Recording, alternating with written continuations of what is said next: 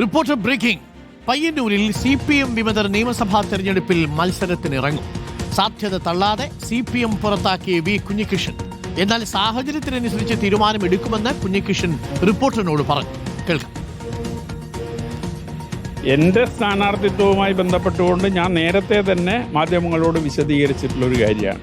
രണ്ട് കാര്യം: ഒന്ന്, ഒരു പാർട്ടിയിലേക്കും ഞാൻ പോകില്ല, മറ്റൊരു പാർട്ടിയിലേക്കും ഞാൻ പോകില്ല. രണ്ട്, തെരഞ്ഞെടുപ്പിൽ ഞാൻ മത്സരിക്കില്ല എന്നത് നേരത്തെ വിശദീകരിച്ച കാര്യമാണ്. പുതിയ സാഹചര്യങ്ങൾക്കനുസരിച്ച് എന്ത് എന്നുള്ളത് ആ സമയത്ത് എടുക്കേണ്ട നിലപാടാണ്. അതിനനുസരിച്ചുള്ള നിലപാട് സ്വീകരിച്ച് പോവുക എന്നുള്ളത്. അതേസമയം പയ്യന്നൂരിലെ CPM നേതാവായിരുന്ന ധനരാജ് രക്തസാക്ഷി ഫണ്ട് പിരിവിന്റെ വിശദാംശങ്ങൾ പാർട്ടി അംഗങ്ങൾക്ക് മുന്നിലും കൃത്യമായി അവതരിപ്പിച്ചില്ല. ജനറൽ ബോഡി യോഗത്തിലും കൃത്യമായ കണക്ക് പാർട്ടി പറഞ്ഞില്ല. മാധ്യമങ്ങളോടുള്ള അതേ വിശദീകരണം ജനറൽ ബോഡിയിലും നേതാക്കൾ ആവർത്തിച്ചു.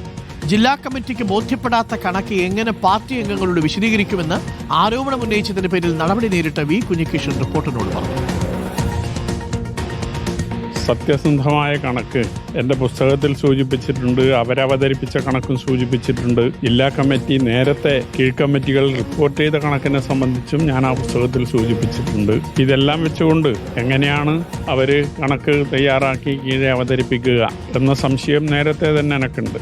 പാർട്ടി സഖാക്കളിൽ ബഹുഭൂരിപക്ഷം ഈ പാർട്ടി പറയുന്ന കാര്യങ്ങൾ വിശ്വസിക്കുന്നില്ല എന്നിടത്ത് തന്നെയാണ് ഇപ്പോഴും കാര്യങ്ങൾ നിൽക്കുന്നത്.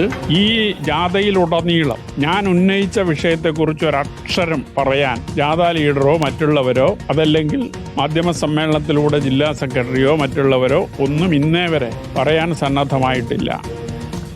അർജുൻ കല്യാടുണ്ട് കൂടുതൽ വിവരങ്ങളുമായി. അർജുൻ കല്യാട്, രണ്ട് കാര്യങ്ങളാണ്. ഒന്ന്, ഈ CPM വിമതര് അവിടെ തെരഞ്ഞെടുപ്പിൽ മത്സരിക്കാൻ ഇറങ്ങുമോ എന്നുള്ളതാണ് പ്രധാനപ്പെട്ട ചോദ്യം.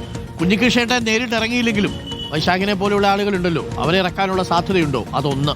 രണ്ട്, കണക്കുകൾ പുസ്തകത്തിൽ പറഞ്ഞിരിക്കുന്നതിനെ പ്രതിരോധിക്കാൻ ഇപ്പോഴും പാർട്ടിക്ക് കഴിയുന്നില്ലേ? പാർട്ടി ഘടകങ്ങളിൽ പോലും. അർജുൻ കല്യാൺ,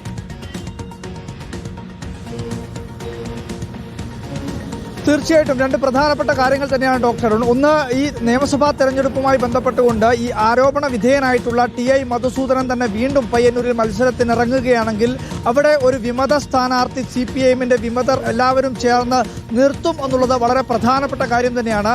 അത്തരം ചില ആലോചനകളെല്ലാം നടത്തുന്നുണ്ട്. പക്ഷേ അത് വി കുഞ്ഞികൃഷ്ണനെ പോലെ ഒരാൾ സ്ഥാനാർത്ഥിയായി അല്ലെങ്കിൽ അങ്ങനെ സ്ഥാനാർത്ഥിയായി നിർത്തുക എന്നതിനപ്പുറത്തേക്ക് ഒരു വിമത സ്ഥാനാർത്ഥിയെ നിർത്തിക്കൊണ്ട് ഈ പറയുന്ന ആരോപണം ഉന്നയിച്ച കുഞ്ഞികൃഷ്ണൻ, അതുപോലെ തന്നെ നേരത്തെ അവിടെ CPMൽ നിന്നും പുറത്തുപോയി അല്ലെങ്കിൽ പുറത്താക്കിയതിൻ്റെ പേരിൽ പിന്നീട് അവിടെ ഈ നിയമസഭാ തെരഞ്ഞെടുപ്പിൽ ഉൾപ്പെടെ കൗൺസിലറായി ജയിച്ചിട്ടുള്ള വൈശാഖ തുടങ്ങിയിട്ടുള്ള CPM വിമതരായിട്ടുള്ളവരും ഇത്തരത്തിൽ പാർട്ടി അസംതൃപ്തി നേരിടുന്നവരെ എല്ലാം ചേർത്ത് നിർത്തിക്കൊണ്ട് ഒരു വിമത സ്ഥാനാർത്ഥിയെ അവിടെ ഈ TI മധുസൂദനെതിരെ നിർത്തുക എന്നുള്ള നീക്കത്തിലേക്കാണ് പ്രധാനമായും ഈ പറയുന്ന വിമത വിഭാഗം പ്രധാനമായും ശ്രമിക്കുന്നത്. എന്തായാലും വലിയ രീതിയിലുള്ള ഒരു മത്സരം അവിടെ കാഴ്ചവെക്കാൻ ആവശ്യമായിട്ടുള്ള ഒരു തീരുമാനം, അല്ലെങ്കിൽ ഏതെങ്കിലും തരത്തിൽ CPMന്റെ സ്ഥാനാർത്ഥിയായി TI മധുസൂദനൻ വരികയാണെങ്കിൽ സ്വാഭാവികമായും അതിനെ പ്രതിരോധിക്കാൻ ആവശ്യമായിട്ടുള്ള എല്ലാവിധ നീക്കങ്ങളും ഈ പറയുന്നവരുടെയൊക്കെ ഭാഗത്തുനിന്നുണ്ടാവും എന്നുള്ളതാണ് നമുക്ക് മനസ്സിലാക്കാൻ വേണ്ടി കഴിയുന്നത്. അതിൻ്റെ ആലോചനകളെല്ലാം നടക്കുന്നുമുണ്ട്. രണ്ടാമത്തത്, ഈ ആരോപണവുമായി ബന്ധപ്പെട്ടുകൊണ്ട് നേരത്തെ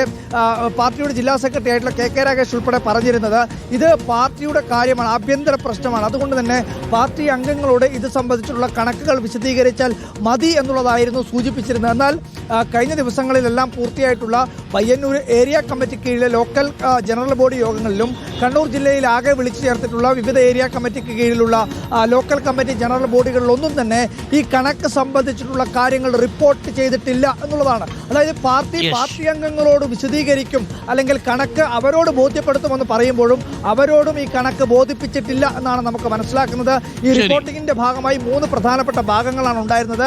ഒന്ന്, തിരഞ്ഞെടുപ്പ് സംബന്ധിച്ചിട്ടുള്ള കാര്യങ്ങളാണ്. രണ്ടാമത്തേത് ഈ നവമാധ്യമ ഇടപെടൽ ശക്തിപ്പെടുത്തുന്നതാണ്.